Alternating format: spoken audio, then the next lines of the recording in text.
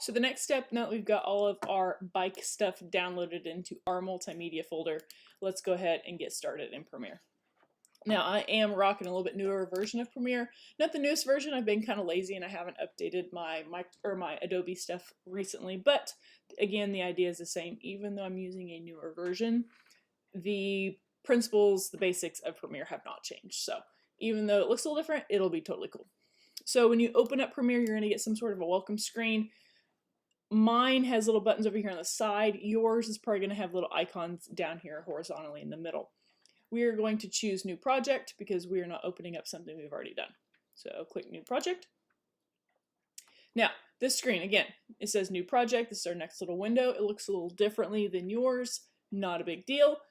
We name it and we got to tell it where to save. Mine's at the top. Yours is going to be at the bottom. Before we even name it, I want to adjust your location, and you can see I've already adjusted mine. Yours probably says something like this, Adobe Premiere. It's trying to dump it in just like a random folder on your computer. We want this, unfortunately, to be on your desktop instead of having to mess with your G drive.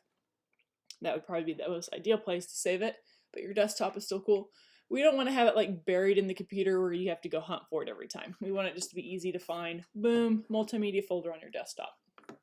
So we're going to change this path to something a little more appropriate. Click Browse. And again, it's trying to dump me in that folder, and you can see I accidentally saved like a random junky one in there at some point. Over here in your favorites, you can then choose your desktop and then your multimedia folder. In your multimedia folder, I also then want you to go inside of Bike. Because again, this Adobe Premiere is going to make a couple other little things in addition to your movie itself, and we just don't want them kind of randomly everywhere because it's going to be hard to keep them all straight. So make sure you are saving your bike project inside of your bike folder. That makes the most sense, right? And then boom, look at our path. It has changed. It says desktop, multimedia, and bike. Don't worry about this front end because it's going to look obviously different for you than it does for me. The thing is, let's name this. Let's go ahead and name this in preparation for turning it into Classroom. So go ahead and slap your last name on it and then say _bike. So then when you turn it in, I don't have 30 just bike files that I have to sort through. Then your name's at least on it. The stuff down here in the middle, don't worry about messing with any of that. This is all if you were maybe a little more advanced. This is beginners. We don't really care to adjust any of this. The other thing I just want to show you real quick is Scratch Discs. Scratch Disc is kind of some of the unrendered previewy stuff that Adobe Premiere will make kind of in the background throughout your project.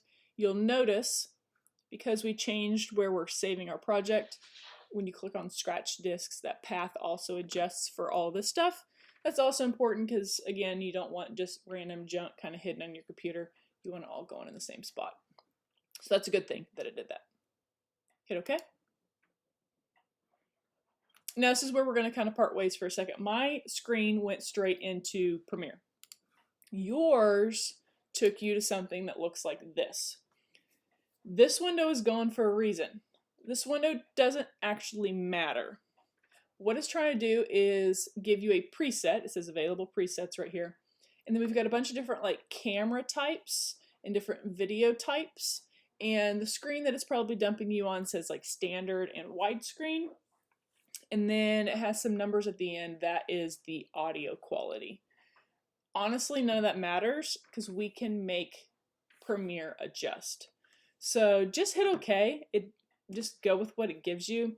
And then when we dump in our first thing, I'll have you fix it and it will just instantly change to what we need. So again, hit OK.